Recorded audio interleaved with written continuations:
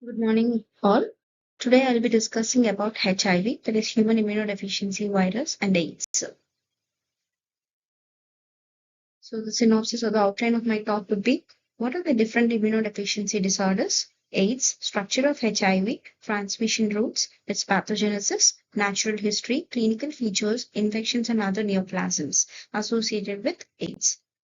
Immunodeficiency diseases is nothing but a failure or deficiency of the immune system, which normally plays a protective role against infections, manifesting other occurrence of other repeated infections in an individual having immunodeficiency disorders.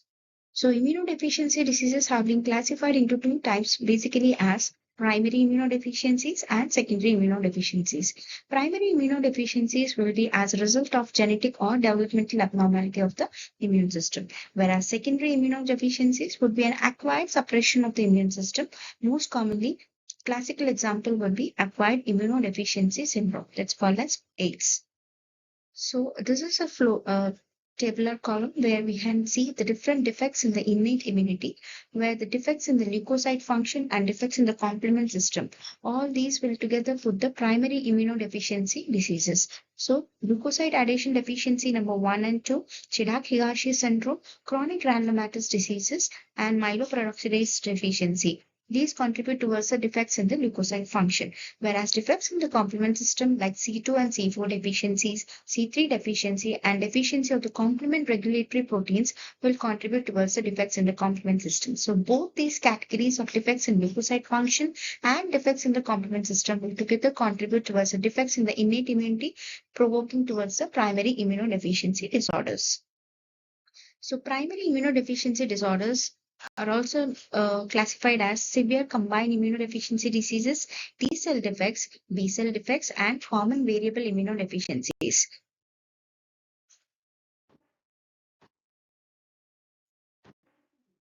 Yeah. So this is just a flow chart where it is showing the pluripotent stem cell giving rise to B cells and T cells, which are immature cells, and these are further giving rise to their mature forms.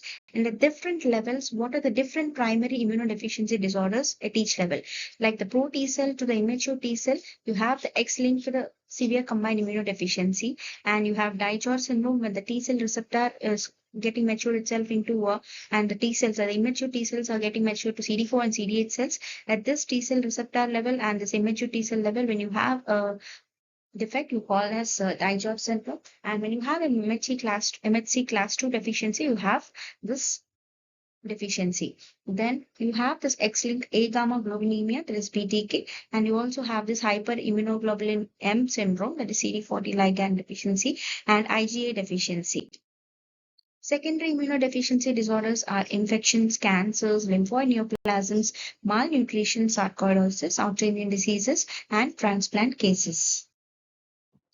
Acquired deficiency syndrome is AIDS, which is caused by a retrovirus called as HIV and is characterized by profound immunosuppression leading to opportunistic infections and secondary neoplasms and neurological manifestations. It's pandemic in distribution and seen in all continents. Most common cause of AIDS in the world would be US. Is HIV-1 type, and while HIV-2 is an etiological agent which is most commonly seen for the AIDS in cases from West Africa and other parts of India. HIV belongs to the genus Lentivirus within the family of Retroviridae family, and both HIV-1 and 2 are thought to be as zoonotic infections, and chimpanzees who are the natural reservoir of HIV and may be likely source for the original infection. So HIV virion or the virus particle is spherical in shape, which is 100 to 140 nanometers in size, as you can see the picture over the right hand side, and it contains a core protein called as core proteins, which are the major capsid P24 and nucleocapsid protein P7 by 9, two strands of genomic RNA, and three enzymes, that is R, I, and P, that is reverse transcriptase, protease, and integrase. So this is a diagrammatic representation of the structure of HIV virus, where you can see this inner and outer proteins, and these are GP120, GP40, integrase proteins, integrase enzyme, that is protease, integrase protease, and reverse transcriptase enzymes, the three enzymes. And the RNA genome, it's a lipid bilayer, and four proteins called as P24 and nucleocapsid. The core protein is surrounded by matrix protein called as P17, which is underneath the envelope. And the core is covered by a double layer of lipid membrane, viral envelope, which is derived from the outer membrane of the infected host cell during the budding process of the virus. So this membrane is studded with two envelope glycoproteins called as GP120 and GP40. It's the same diagrammatic picture of the structure of HIV. So besides other genes, three important genes that code for the respective components of the virion are GAG, POL, and ENV. That is GAG, that is group antigen for the core proteins, polymerase for the reverse transcriptase, and envelope protein for the envelope proteins. So the envelope gene for the envelope proteins. The products of these and are very large precursor proteins, and these are cleaved by the viral proteins to yield high mature proteins. These genes and viral components and will act as markers for the laboratory diagnosis of the HIV infection. TAT, REV, VIF, NEF, VPR genes will also play a role in the pathogenicity. TAT, which is called as transcription activator gene, will induce the viral functions of amplification of the viral genes, viral budding, and replication. What are the different routes of transmission? Sexual transmission, yes, and which is a main mode of transmission or spread, which constitutes about 70% of all cases of HIV transmission. So most cases of the AIDS in the industrialized world, such as in USA, would occur in the homosexual or bisexual males, while heterosexual promiscuity is seen only to the dominant mode of HIV infection in Africa and Asia. And another mode of transmission would be via blood and blood products, which constitutes about 25%, like IV drug abusers, hemophiliacs, and recipients of the HIV-infected blood and blood products, or even through perinatal transmission or immediate postpartum period through contaminated maternal blood and infected amniotic fluid. Occupational transmission is another mode of transmission where you have the disposal of waste shafts with a needle stick injury. And HIV is said to be a heat-sensitive virus, and it can be inactivated at 56 degrees centigrade for 30 minutes. So what does this HIV virus or the HIV do to the immune system? So what is the pathophysiology behind this AIDS? So pathogenesis includes the major target for the HIV would be your immune system, which is dysregulating the cell-mediated immunity. So the pathogenesis of the HIV infection is largely related to the depletion of the CD4 T cells, that is helper T cells, which result in profound immune suppression. So HIV enters the body through the mucosal tissues on the blood and firstly infects the T cells, dendritic cells, and the macrophages. Infection becomes established in the lymphoid tissues and virus will remain latent for long periods of time. Active replication is associated only with the more infectious rate.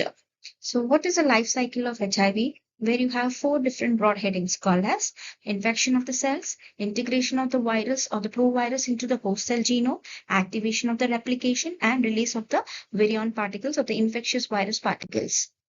So this is a diagrammatic representation where the CD4 molecule receptor is being selected by the virus as its tropism, selective tropism, and then the internalization of the virus into the cell, then uncoating and viral DNA formation, viral integration, viral replication, immune attack on the host cells, and CD4 T cell destruction with viral dissemination. That is, various viral particles, whichever are formed, are being disseminated into the circulation.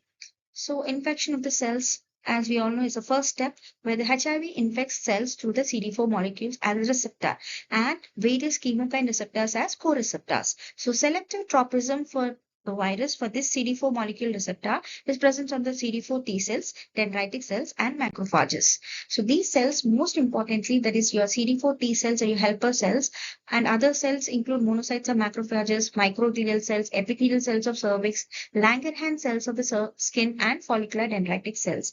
So binding of the CD4 is not sufficient. HIV GP120 must also bind to the cell surface molecules for the entry in, like the chemokine receptors, that is CCR5 and CXCR4. So R5 strains, you especially use the CCR5 and CXCR4 receptor molecules, and they therefore enter into the cell internal environment. So R5 strains will infect the macrophages M-tropic. That's why they are called as M-tropic. And this T-tropic only, and thus affects mainly the CD4 T cells, which are the main target of cells by the HIV, or target of cells which are being attacked by the HIV virus. So first step would be the internalization. After getting into the cell, what is this concept called as internalization. So GP120 of the virion particle will combine with the CD4 receptor for the fusion of the virion with the host cell membrane along with the chemokine receptor, that is co-receptor. CCR is very much important. So once the HIV has combined with the CD4 receptor and CCR, that's chemokine receptor, the GP41 glycoprotein of the envelope is internalized into the CD4 T cell membrane. Uncoating and viral DNA formation.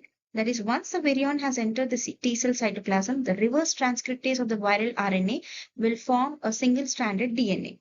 Using the single-stranded DNA as a template, DNA polymerase will make n number of copies to make it into double-stranded DNA while destroying the original RNA strands of the virus. So viral DNA so formed would be having frequent mutations, making the virus quite resistant for the antiretroviral therapy. And viral integration is nothing but the viral DNA so formed will be initially remain in an unintegrated form in the affected cell.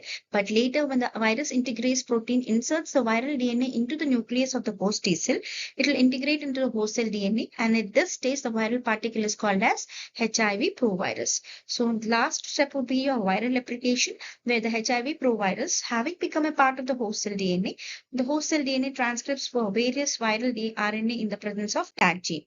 Multiplication of the viral particles is further facilitated by the release of cytokines from the T helper cells, that is your CD4 plus T cells, and T helper 1 cells will elaborate interleukin 2 and interferon, whereas T helper 2 cells will elaborate interleukin 4, 5, 6, and 10. RNA viral particles thus fill up the cytoplasm of the host T cell, where they acquire the protein coating. So this is a diagrammatic representation where right from the entry of the virus through the mucosal surfaces, the GP120 CD4 binding conformational change, GP120 CD4 binding with the chemokine receptor number 5, GP41 membrane penetration, after membrane penetration, the membrane fusion, then fusion of the HIV membrane with the host cell membrane and entry of the viral genome into the cytoplasm. Then HIV RNA genome with the help of reverse transcriptase mediated synthesis of proviral DNA. So this DNA has to get integrated into host DNA. So integration of the provirus into the host cell genome will therefore convert the HIV DNA provirus into an active DNA strands, and this again converts into HIV RNA transcripts and gets released out from the nucleus into the cytoplasm. And from the cytoplasm, n number of virion pore particles are being released out into the circulation via virus release, that is budding and release of the mature virion particles, which are completely in an infectious state. So what is this latent period and immune attack? In an inactive infected T cell, the infection may remain latent phase for a prolonged period of time, accounting for long incubation period. So immune system does not act against the virus by the participation of CD4 or CD8 T cells, macrophages, and by the formation of any other antibodies to mount an attack against the virus. However, this period is short and the virus soon overpowers the host immune response. So CD4 plus T cell destruction occurs when the virus particles replicates in n numbers in the CD4 T cells, start forming buds from the cell wall of the host cell. As these particles detach from the infected host cell, they damage the part of the cell membrane of the host cell and cause the death of the host CD4 T cells by apoptosis.